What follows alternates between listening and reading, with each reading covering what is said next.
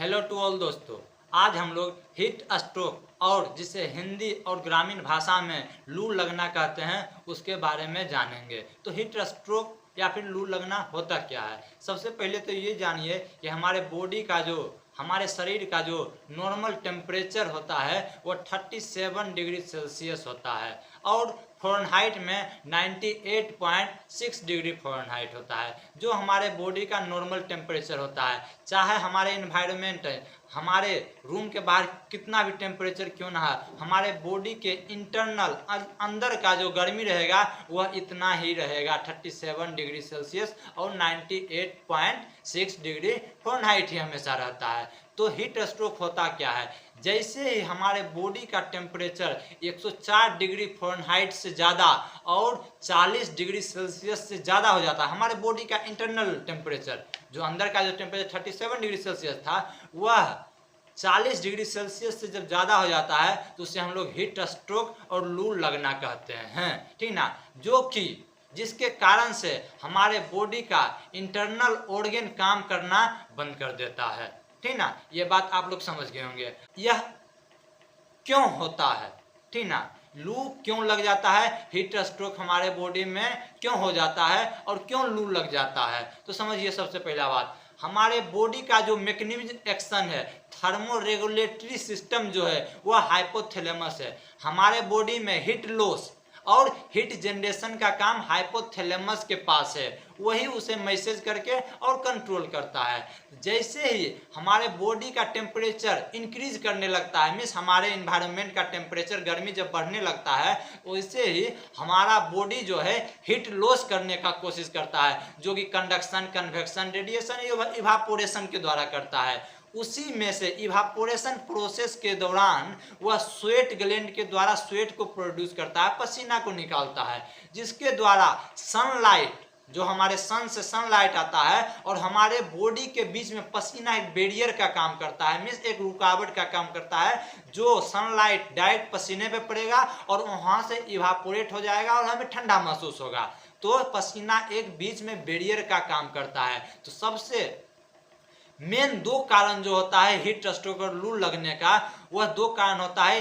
एक तो आपके बॉडी में पानी नहीं है, मीन्स आप पूरी तरह से डिहाइड्रेटेड हो चुके हैं, जिसके कारण से पसीना प्रोड्यूस नहीं हो पाएगा, पसीना स्वेट ग्लैंड स्वेट को प्रोड्यूस नहीं कर पाएगा। दूसरा कारण ये हो सकता है आपका स्वेट ग्लैंड फेल हो चुका है और वह पसीना को, हमारे बॉडी के अंदर वाटर प्रेजेंट है लेकिन वह प्रोड्यूस नहीं कर पा रहा है। मीन्स दो कारण समझिए, एक तो हमारे बॉडी में पानी नहीं है, पानी की कमी है, दूसरा स्वेट ग्लैंड जो पसीने को प्रोडक्शन कर रहा था वह फेल हो चुका है। दो चीज मेन कारण हमारे बॉडी में लू लगने और हीट स्ट्रोक का केवल दो ही कारण है।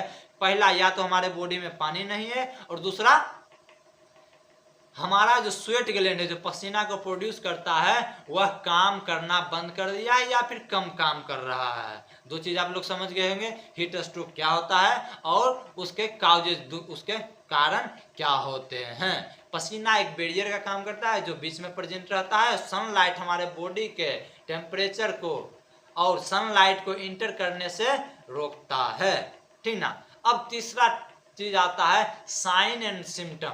साइन एंड सिम्टम मीन्स इसके लक्षण क्या होते हैं, साइन और सिम्टम इसके लक्षण क्या होते हैं। सबसे पहला लक्षण आपको इसमें दिखेगा, हेडेक देखने को मिलेगा, मीन्स सर दर्द देखने को मिलेगा। कहने का मतलब जैसे ही हमारे बॉडी में सारा पसीना तो बाहर आ चुका है, ठीक ना, बॉडी हमारा डिहाइड्रेटेड हो चुका है, जिसके कारण से हमारे बॉडी का जो हमारा जो बीपी रहेगा वह कम हो जाएगा। जब बीपी कम हो जाएगा तो हमारे ब्रेन तक ब्लड और नहीं पहुंच पाएगा, जिसके कारण से हमें हेडेक, कंफ्यूजन, टायर्डनेस देखने को मिलेगा। कंफ्यूजन देखने को मिलेगा, टायर्डनेस में थका हुआ देखने को मिलेगा, क्योंकि ब्रेन सही से काम नहीं कर पा रहा है। और एक सबसे दूसरा कारण ये होता है कि जैसे ही हमारे बॉडी का टेम्परेचर बढ़ेगा, 37 डिग्री सेल्सियस से बढ़ेगा, 40 डिग्री सेल्सियस से बढ़ेगा, वैसे ही हमारे बॉडी का इंटरनल ऑर्गन जितना भी रहता है वह काम करना बंद कर देता है। वह कहता है कि हम इतने टेम्परेचर में, इतनी गर्मी में काम नहीं कर सकते हैं, जिसके कारण से हमारा लंग्स, लिवर, ब्रेन और किडनी, हार्ट, सारा कुछ अपना काम करना बंद कर देता है, जिस कारण से हमें मल्टीपल ऑर्गन फेल्यूर देखने को मिलता है। हीट स्ट्रोक में आप लोग सुनते हो कि मल्टीपल ऑर्गन फेलियर होता है, वो इसी कारण से देखने को मिलता है। बॉडी का टेम्परेचर इंक्रीज कर जाता है और वह मल्टीपल ऑर्गन को सारा ऑर्गन अपना काम करना बंद कर देता है। तो सबसे पहला साइन एंड सिम्टम आपको देखने को मिलेगा, हेडेक देखने को मिलेगा, कंफ्यूजन देखने को मिलेगा, टायर्डनेस थका हुआ देखने को मिलेगा, रेपिड पल्स रेट हमारा इंक्रीज देखने को मिलेगा, स्किन रेडनेस देखने को मिलेगा, नो स्वेट पसीना आपको नहीं देखने को मिलेगा, डिजीनेस देखने को मिलेगा, मीन्स अंधेरापन, चक्कर आने के ठीक पहले का जो सिम्टम होता है, पूरा आंख के सामने पूरा अंधेरा छाने लगेगा, उस टाइप का डिजीनेस आपको देखने का, लेग क्रैम्प पैर में देखने को मिलेगा। यह सारा सिम्टम नॉर्मल डिहाइड्रेशन में भी आपको देखने को मिलेगा। लेकिन हीट स्ट्रोक का, सीवियर हीट स्ट्रोक का मेन 3 सिम्टम है। सीजर आना, क्योंकि सोडियम का लेवल कम हो जाता है, जिसके कारण से, क्योंकि सारा पसीना आउट हो चुका है, पसीना के साथ सारा सोडियम बाहर आ जाएगा, जिसके कारण से सीजर देखने को मिलेगा, कंफ्यूजन देखने को मिलेगा, सीजर देखने को मिलेगा, कंफ्यूजन देखने को मिलेगा और अनकॉन्शियसनेस देखने को मिलेगा। मीन्स पेशेंट बेहोश भी हो सकता है। तो सबसे पहला हेडेक देखने को मिलेगा, टायर्डनेस देखने को मिलेगा, कंफ्यूजन देखने को मिलेगा, सीजर देखने को मिलेगा, अनकॉन्शियसनेस देखने को मिलेगा। मीन्स पेशेंट बेहोश हो सकता है। अब चौथा सबसे मेन चीज आ जाता है इसके ट्रीटमेंट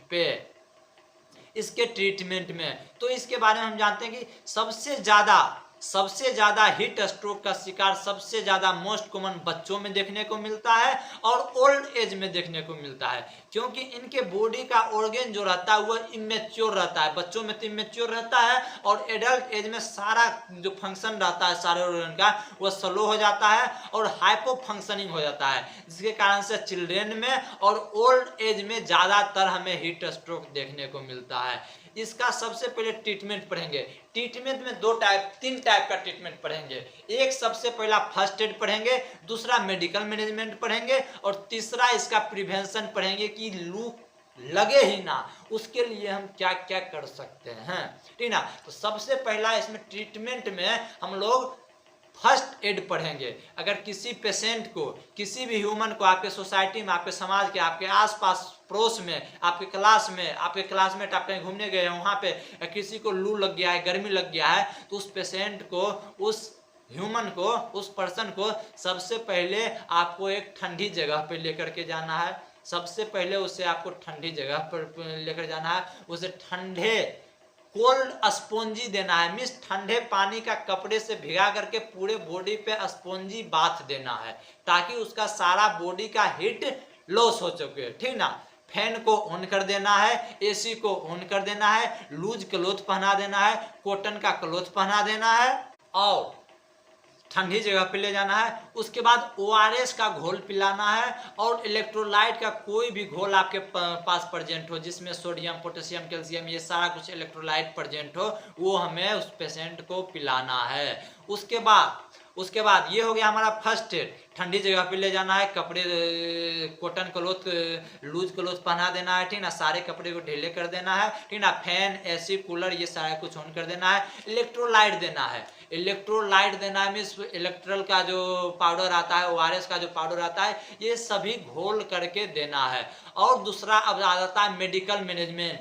सब अगर वहाँ पे आपको ट्रीटमेंट नहीं हो रहा, पेशेंट अगर कॉन्शियस नहीं है, ठीक ना, अगर पेशेंट कॉन्शियस नहीं है, वह अनकॉन्शियस के लेवल में जा रहा है, तो उसे 30 मिनट के अंदर आपको हॉस्पिटल में रेफर करना है, हॉस्पिटल में जाकर के पहुंचाना है। एम्बुलेंस को कॉल कर देना है, कॉल द इमरजेंसी कॉल 102 पे आपको कॉल कर देना है, इमरजेंसी कॉल, ठीक ना, या फिर उसे आप हॉस्पिटल पे लेकर के जाए। अब आता है मेडिकल मैनेजमेंट, इस चीज के लिए क्या क्या कर सकते हैं, ठीक ना। सबसे पहला मेडिकल मैनेजमेंट, क्योंकि जब हॉस्पिटल में कोई हीट स्ट्रोक का पेशेंट आया तो मीन्स वो सीवियर कंडीशन में होगा, या तो अनकॉन्शियस है या फिर कॉन्शियस है, उसे सबसे पहले आपको कोल्ड स्पॉन्जी के साथ साथ cold pack means ice bath देना है। और आइस टब में 2 से 10 डिग्री के सेल्सियस का आइस टब प्रेजेंट रहेगा हमारे हॉस्पिटल में, उसमें पूरे पेशेंट को बाथ टब में पूरा स्पॉन्जी कर देना है, मीन्स पूरा डुबा देना है, हाथ पैर पूरे बॉडी तक पूरा डुबा देना है। 2 से 10 डिग्री का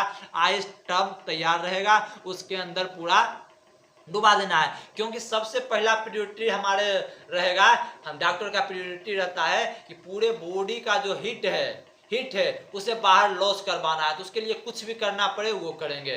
तो 2 से 10 डिग्री का सेल्सियस का जो बाथ टब रहेगा उसमें कर देना है। उसके बाद कोल्ड सेलाइन चढ़ाना है, कोल्ड सेलाइन को ट्रांसफ्यूज करना है, इन्फ्यूज करना है, नॉर्मल नहीं चढ़ाना है कोल्ड, क्योंकि पूरा बॉडी हमारा मल्टीपल ऑर्गन फेलियर देखने को मिल रहा है, ठीक ना, जिसके कारण से बॉडी का पूरे उस पेशेंट का डेथ हो सकता है। तो हमें जो भी एकदम सीरियस कंडीशन में वो चीज को हमें करना पड़ेगा। तो उसके लिए हमें एकदम कोल्ड सेलाइन को ट्रांसफ्यूज करना है। और कोल्ड सलाइन को ट्रांसफ्यूज करने के साथ साथ ऑल ऑर्गन का मॉनिटरिंग करते रहना है, ऑल ऑर्गन का मॉनिटरिंग करते रहना है। तीसरा मैनेजमेंट, पहला मैनेजमेंट फर्स्ट एड पढ़ चुके हैं, दूसरा मैनेजमेंट हॉस्पिटल में जाने के बाद क्या करना है, तीसरा मैनेजमेंट प्रिवेंशन है, जो कि सबसे बेस्ट है, सबसे बेस्ट है। मीन्स लू हमें लगे ही ना, हीट स्ट्रोक हमें ऐसा कंडीशन ही नहीं आए कि हमें हीट स्ट्रोक हो सके। उस कंडीशन के लिए आप लोगों को क्या करना है, सबसे पहले तो डायरेक्ट सनलाइट से अवॉइड करना है, डायरेक्ट सनलाइट से अवॉइड करना है। मीन्स डायरेक्ट सनलाइट में हमें जाना ही नहीं है। दोपहर के समय में जो नून का समय, आफ्टरनून का समय रहता है, उस कंडीशन में जाना ही नहीं है, कोशिश करना है नहीं जाने का। लेकिन जिनका वर्किंग रहता है वो तो जाएंगे ही। तो जो जाएंगे उनके लिए सबसे गोल्डन पॉइंट ये रहेगा कि वह बैरियर का कोई भी चीज यूज कर सके, सनलाइट और बॉडी के बीच में कोई भी चीज बैरियर का यूज करें, गमछे का यूज करें, छाते का यूज करें, अम्ब्रेले का यूज करें, ठीक ना, ये सारे कुछ बैरियर का यूज करें। 2 चीज हो गया, ठीक ना, एक तो धूप में जाना ही नहीं है, कोशिश करने नहीं जाने का, दूसरा बैरियर का यूज करें, सनलाइट और आपके बॉडी के बीच में किसी भी टाइप का बैरियर का यूज करना है। तीसरा जो हमारा कारण था कि स्वेट ग्लैंड फेल हो जाएगा या फिर स्वेट ग्लैंड के कारण पसीने का प्रोडक्शन नहीं हो पाएगा, मतलब बॉडी में पानी का कमी हो जाएगा। तो हर कुछ समय पे, आधे घंटे पे, 15 मिनट पे, 20 मिनट पे हमें वाटर का इंटेक करते रहना है। वाटर का कमी हमारे बॉडी में नहीं होना चाहिए, क्योंकि हीट स्ट्रोक से सबसे मेन पॉइंट बचाने का काम करेगा आपको वाटर ही बचाएगा, क्योंकि पसीना बैरियर का काम करेगा। इसलिए वाटर को एक टाइम इंटरवल पे 20 मिनट पे, 30 मिनट पे वाटर को इंटेक करते रहना है। क्रॉस वेंटिलेशन, क्रॉस वेंटिलेशन कहने का मतलब है जिस रूम में आप रह रहे हैं उसका वेंटिलेशन, जिससे कि गेट और खिड़की आमने सामने रहना चाहिए, ताकि अगर एयर गर्म हवा आ भी रहा है तो वो डायरेक्ट आपके खिड़की से बाहर जा सके, उसे क्रॉस वेंटिलेशन करते हैं। किसी भी तरह से हमारे बॉडी का टेम्परेचर को मेंटेन करना है, पानी कंटिन्यू पीते रहना है, ठीक ना, ये सब, छाता का यूज करना है, जिसके कारण से सबसे ज्यादा बच्चे और बूढ़े यूजर, बच्चे और बूढ़े को दोपहर के समय में, आफ्टरनून के समय में बाहर ही नहीं निकालना है। ORS का घोल पीते रहना है, इलेक्ट्रोलाइट लॉस ना हो इसलिए ORS का घोल पीते रहना है। और आप लोग भी अपने सोसाइटी में, अपने घर के आसपास पड़ोस में, अपने कम्युनिटी में सभी को हेल्थ एजुकेशन दे, प्रमोट करें हेल्थ एजुकेशन को, ठीक ना। इसी तरह हीट स्ट्रोक का आज का हमारा लेक्चर और वीडियो समाप्त हुआ। ऐसे ही अगले इन्फॉर्मेशन वीडियो के साथ मैं आप लोगों के साथ आऊँगा। धन्यवाद।